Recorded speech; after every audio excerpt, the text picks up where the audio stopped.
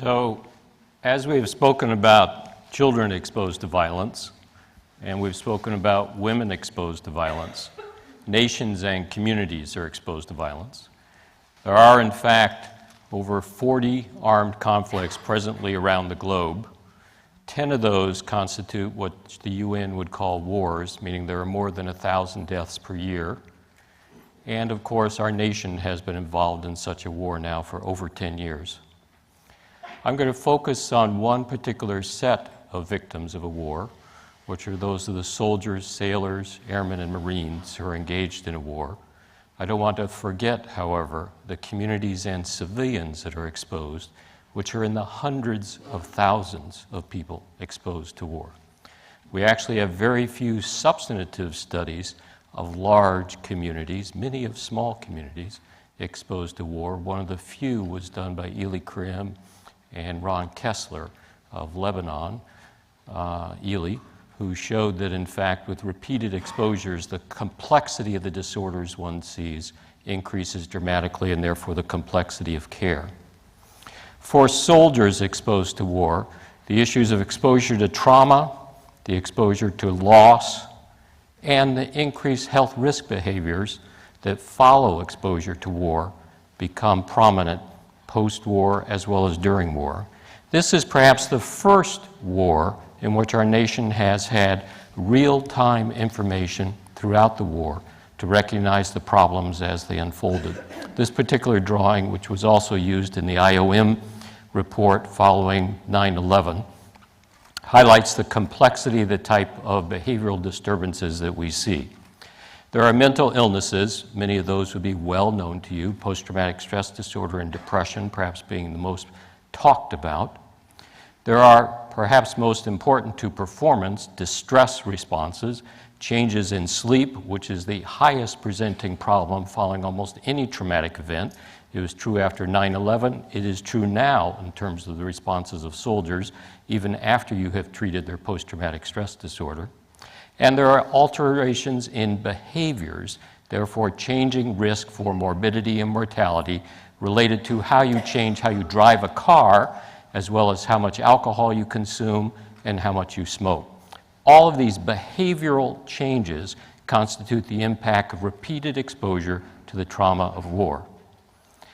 One of the things that we have known for many, many years is that the more you are exposed, the higher the probability of your developing a mental disorder. This particular slide is from World War II. The top line is wounded and killed in action. The bottom line is neuropsychiatric casualties. You could ask the same question using data from Katrina. In a study we worked with Ron Kessler on following Katrina, it's one of the few pieces of data where we have pre-exposure data as well as post-exposure data.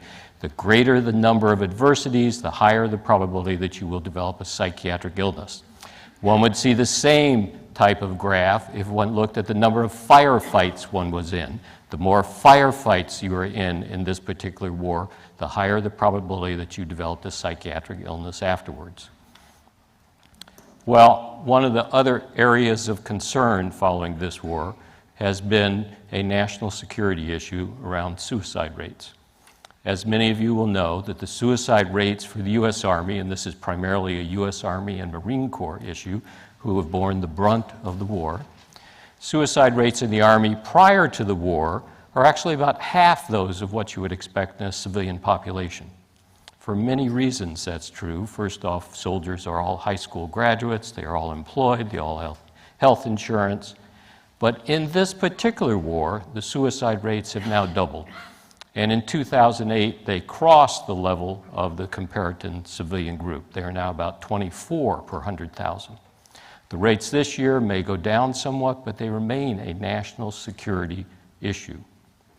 In the United States, suicide is now the highest rate of either intentional or unintentional injury in the United States. Completed suicides are almost as common as deaths from motor vehicle accidents. Suicide attempts, which really should be thought of as a different disease disorder from completed suicides, are about as many as there are first heart attacks in the United States each year. Another disorder which has become highlighted by the present war is that of traumatic brain injury. Traumatic brain injury is not new to the lexicon of medicine. However, it has been under-recognized and certainly under-treated, and particularly under-recognized in terms of its impact on adolescents and young adults. This particular drawing from good friend and colleague and my co-investigator on the Army STAR study, Murray Steen, highlights the overlap between those areas of the brain that we frequently see affected in traumatic brain injury and those we see affected in post-traumatic stress disorder, which, as Sarah pointed out, someday we may be able to call a prefrontal cortex amygdala hippocampal disorder. We can't quite yet, but we do know that those are the regions of the brain that are highlighted in PTSD. There's much yet to learn about TBI, even in its definition, to better be able to study it. There is tremendous effort at looking for biomarkers in the area of PTSD and TBI. In the Army STARS study, which is the largest study ever done in the military and perhaps in the nation to address the question of suicide as a national security issue, it is a complex study that has 7 major parts. One of those is a snapshot of the Army that has occurred about every 3 months, the data of which was presented to the Secretary of the Army and others every 3 months. This is one piece of data from that study. It is a historical look at the presence of TBIs in those people in the Army. What the data shows is that about 50% of soldiers enter the Army having had a TBI. That's enter the Army having had a TBI. TBI is much more common than we thought about before. It is a prelude to the risk for psychiatric illness. A TBI, in the data from Army STARS and in others, if you have had a traumatic brain injury, you have about twice the risk of developing a psychiatric illness after the traumatic brain injury. TBI increases risk for suicidality, ideation, attempts, and plans.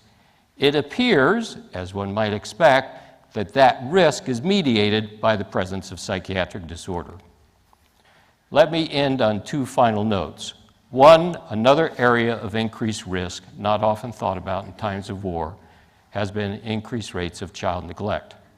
The literature would say the highest risk for child neglect is single-parent families.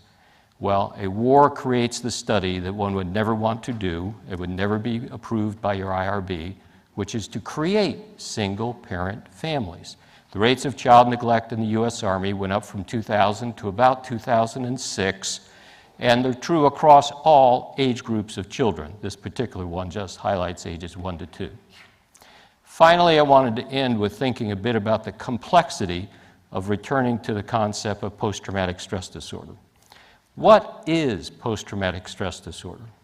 Some would say that it is the change of the algorithm on how the brain operates after exposure to trauma. If one takes a bar of steel and one writes the equation as to what will predict breaking at room temperature, the equation is very different when you move the steel to 0 degrees Kelvin. If one looks at individuals who are around people who have died, one sees increased risk of post-traumatic stress disorder as well, seemingly mediated by the cognitive experience of, it could have been me. Those exposed to death in the dead, and only death in the dead, have a 2 to 4 increased risk of post-traumatic stress disorder. Is PTSD an autoimmune disorder in those individuals in which the cognition, it could have been me, which is usually protective, particularly during development as a child, turns against us? Finally, as Zambezi presents, in another way of thinking about PTSD, which we usually think of as a memory problem, Zambezi would say, walking beside Zambezi, Congo felt very happy.